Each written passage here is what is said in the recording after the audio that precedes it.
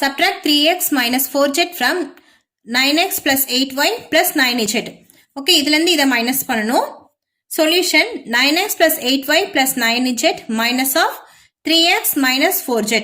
Okay, next step என்ன பண்ணணும், இந்த bracketsல எடுத்துட்டு எழுதணும்.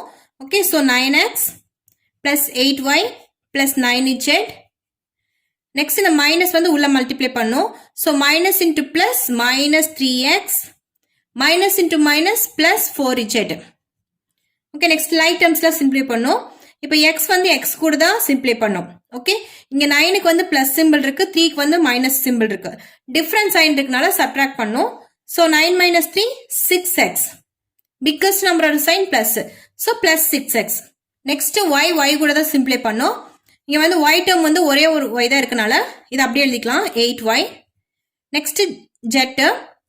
இங்க 9z இருக்கு, இங்க plus 4z இருக்கு. ரெண்டுமே same signனால add பண்ணிக்கலாம். So 9 plus 4 13z. So plus plus plus. Therefore answer is 6x plus 8y plus 13z.